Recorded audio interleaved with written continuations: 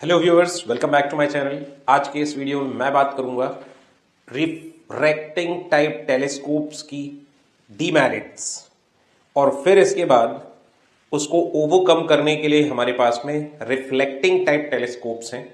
तो सबसे पहले जो refracting type telescope last video में मैंने कवर किया था, एस्ट्रोनॉमिकल टेलीस्कोप, उसके डीमेरिट्स क्या है, उसकी प्रॉब्लम्स क्या है, अभी हम उसको डिस्कस कर लेते हैं students.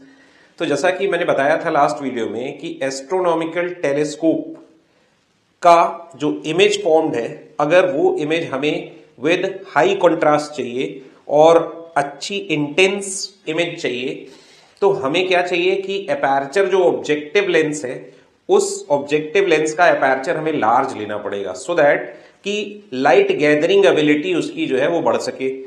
More and more lights may come through that large aperture of objective lens. तो अब इसके साथ में दूसरी जो प्रॉब्लम्स एसोसिएटेड है, लाइक आप अगर एपर्चर लार्ज करने जाते हैं तो लेंस का साइज बढ़ जाएगा। तो लेंस का साइज बढ़ेगा तो उसके साथ में स्फेरिकल एब्रेशन एक डिफेक्ट है जो उसके साथ एसोसिएट होगा। क्रोमेटिक एब्रेशन सेकेंड डिफेक्ट है जो उसके साथ एसोसिएट होगा। साथ ही साथ उसकी कॉस्ट ऑफ मैन्युफैक्चरिंग बढ़ जाएगी। Then mounting of such a large diameter, large aperture lens is again a next problem.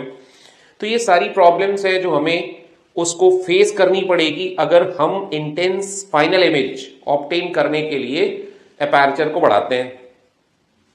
तो ये सारी की सारी प्रॉब्लम्स हैं जो हमें refracting type telescope, astronomical telescope में फेस करनी पड़ती है स्टूडेंट्स। तो अब इसको ओवरकम करने के लिए हमारे पास में रिफ्लेक्टिंग, जो कि रिफ्लेक्शन फिनोमेना पे बेस्ड है, रिफ्लेक्टिंग टाइप ऑफ टेलीस्कोप्स हैं। इसमें भी मेनली हमारे पास में दो टेलीस्कोप्स हमें पढ़ने हैं, एक है कैसग्रेन और दूसरा है न्यूटोनियन। तो रिफ्लेक्टिंग टाइप टेलीस्कोप में हम वो जो स्फेरिकल एब्रेशन है, क्रोमेटिक एब्रेशन है, उसको ओवरकम कैसे करते हैं? By using the objective mirror. हम वहां पर लेंस को यूज नहीं करते हैं क्योंकि लेंस यूज होगा ऑब्जेक्टिव में तो फिर से वही प्रॉब्लम आ जाएगी, chromatic spherical aberration type of. तो हम यहां पर ऑब्जेक्टिव कॉन्केव मिरर लेते हैं इंस्टेड ऑफ लेंस। तो अब सबसे पहले आइए हम इस वीडियो की शुरुआत करते हैं कैसग्रेन टाइप ऑफ टेलीस्कोप की फंक्शनिंग को समझ के। कैसग्रेन टेलीस्कोप में लाइट जो डिस्टेंट स्टार से आ रही है वो सबसे पहले कॉन्केव मिरर, जो कि ऑब्जेक्टिव मिरर है, पे फॉल होती है और वहाँ से वो बाउंस बैक होती, रिफ्लेक्ट होती है towards convex mirror. Convex mirror इस कॉन्केव मिरर के फोकस पॉइंट पे होता है। वहाँ से लाइट वापस से डायरेक्ट की जाती है आफ्टर रिफ्लेक्शन, कहाँ? आईपीस की तरफ।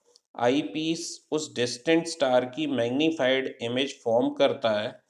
हर बाउंस पे, हर रिफ्लेक्शन पे जो लाइट है वो लॉज ऑफ रिफ्लेक्शन को ओबे करती है। इमेजिन करते हैं हम नॉर्मल्स को उन पॉइंट्स पे जहाँ पर लाइट फॉल होके बाउंस हो रही है या रिफ्लेक्ट हो रही है। वहाँ पर एंगल ऑफ इंसिडेंस और एंगल ऑफ रिफ्लेक्शन बराबर होंगे हर बाउंस पे। Okay, students. So now let's have second type of reflecting telescope, Newtonian telescope.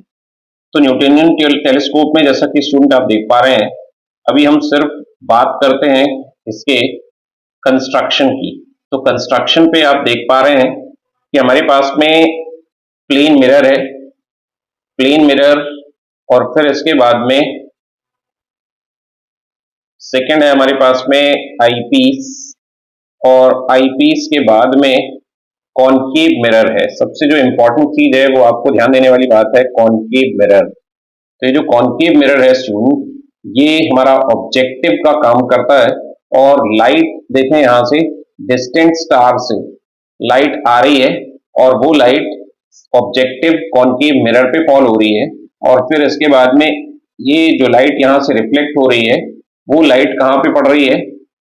Plane mirror पे। अभी जो प्लेन मिरर है, ये प्लेन मिरर हमने क्या है 45 डिग्रीज इंक्लिनेशन पे रखा है, सो दैट की जो रिफ्लेक्टेड लाइट है यहाँ से वो वापस से प्रोजेक्ट हो सके किसकी तरफ? Towards the eyepiece.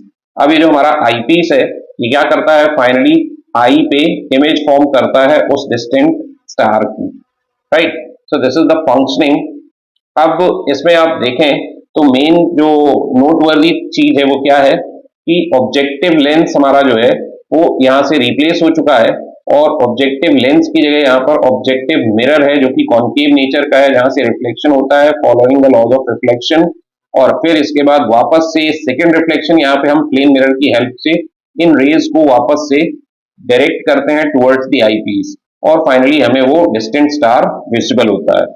अब इसके मैग्नीफाइंग पावर की बात कर लेते हैं। तो मैग्नीफाइंग पावर हमें एक बार फिर से क्या मिलता है, focal length of objective to the focal length of eyepiece.